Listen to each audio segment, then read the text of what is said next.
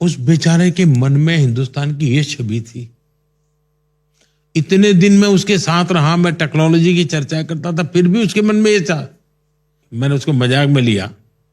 मैंने कहा देखिए भाई, अब तो हमारे पूर्वज तो सांप वाप के साथ खेल खेलते थे, हम लोग नहीं खेल पाते, हम अब माउस के साथ खेलते हैं। और मैंने कहा मेरे देश का हर बच्चा माउस खेलता है।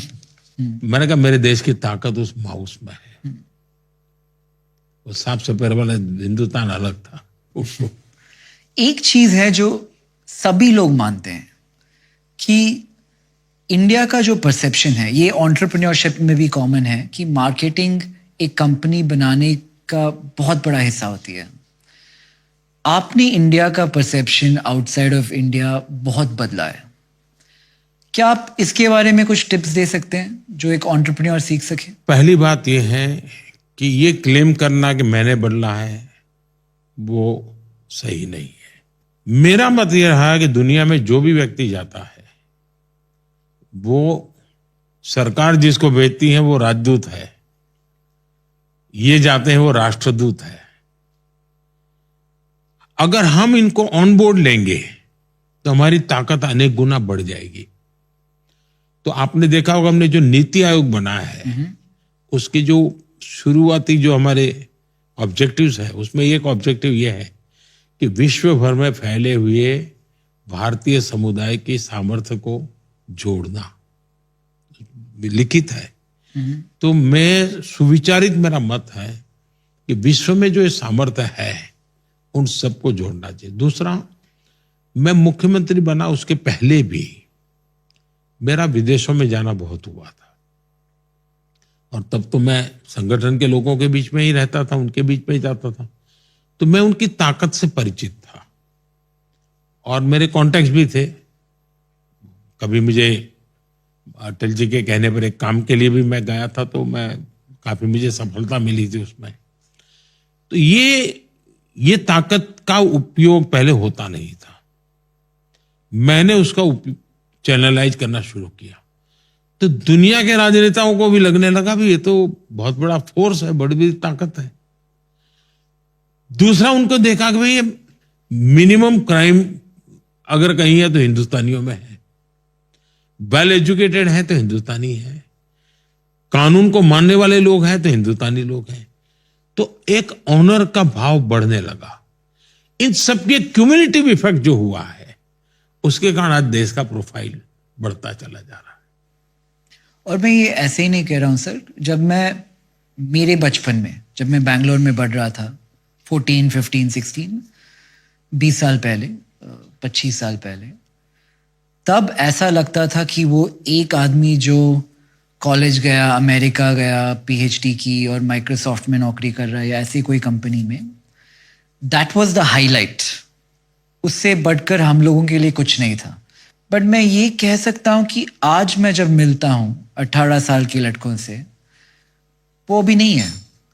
ये लोग इंडिया में बिल्ड करने की बात कर रहे हैं। ये लोग बाहर जाके कॉलेज की बात बहुत कम कर रहे हैं तब से कंपैरिजन में। तो this is a big change, और ये मैंने देखा है। और सर, अगर आप again you take the example of entrepreneurship versus politics, competition is a good thing in my world. क्या आपकी दुनिया में भी कंपटीशन अच्छी बात है? मैं इसको थोड़ा 2-3 अलग अलग चीजें बताना चाहूंगा। मैं पब्लिकली कहता था कि आप पछताओगे अगर हिंदुस्तान वापस नहीं आओगे तो। हो सके उतना जल्दी एक पैर तो रख दो, युग बदलने वाला है, ऐसा मैं कहता था।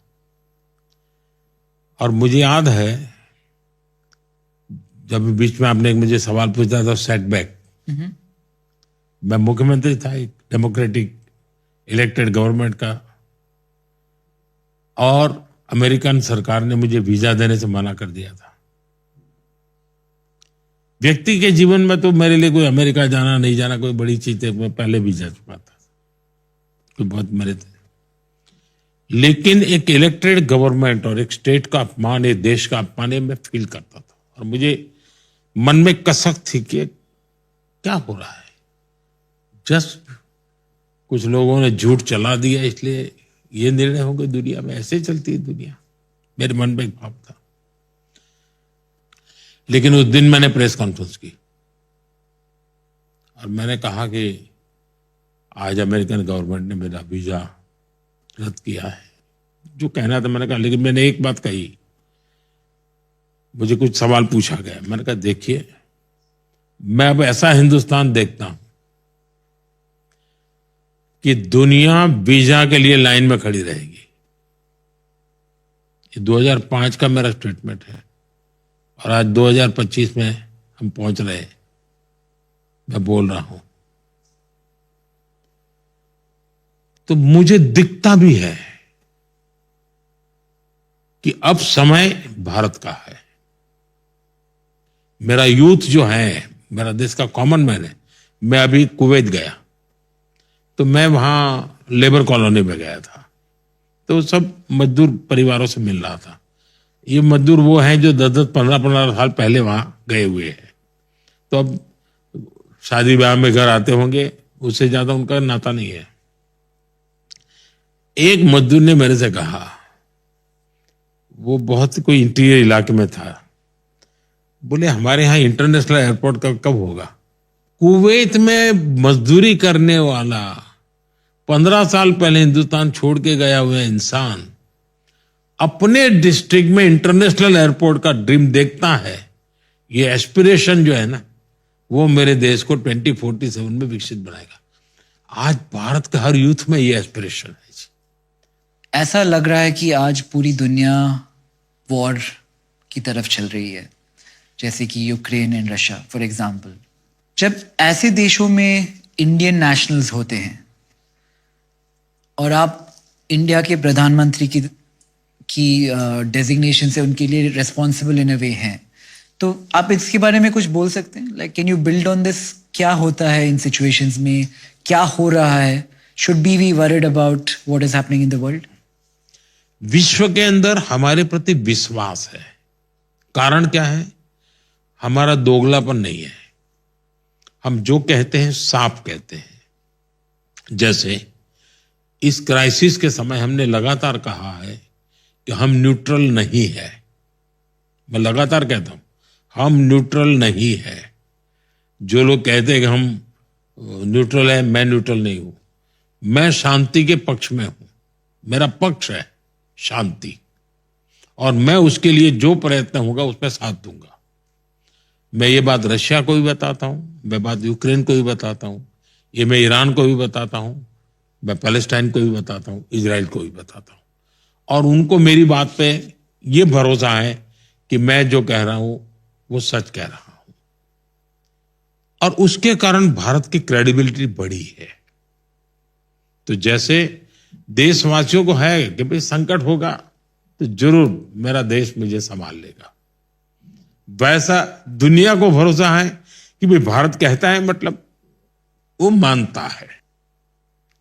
देखिए, जब कोरोना की स्थिति आई तब हमारे नौजवान भारत के वहीं पर थे जहां सबसे पहले ये घटना घटी। अब उनको वापस लाना था, तो मैंने एयरफोर्स के लोगों को कहा, भाई देखिए संकट का काम है, वॉलेंटरीली जो आगे आएंगे मैं उनको ये काम दूंगा। सबके सब आगे आए, फौज के लोग। यानी एक प्रकार से मौत को साथ लेकर के चलना वैसा ही था। वो लेकर के आए, भगवान की कृपा से कोई नुकसान नहीं हुआ। पाकिस्तान के लोगों को भी लाए, नेपाल के लोगों को लाए, बांग्लादेश के लोगों को लाए। तो मेरे मन में भाव यही है, भाई मेरा देशवासी, उसको मुसीबत हो तो कौन उसकी चिंता करेगा। मुझे बराबर याद है, ये घटना मुझे सुनी है, नेपाल में भूकंप आया, यहां से लोगों को भेजा नेपाल से भूकंप में। किसी ने मुझे बताया कि 3-4 दिन के बाद जब विमान नेपाल से हिंदुस्तान के लोगों को लेकर के आ रहा था, क्योंकि जाता था सामान लेकर के, आता था लोगों को लेकर के वापस, ऐसे ही हमने किया।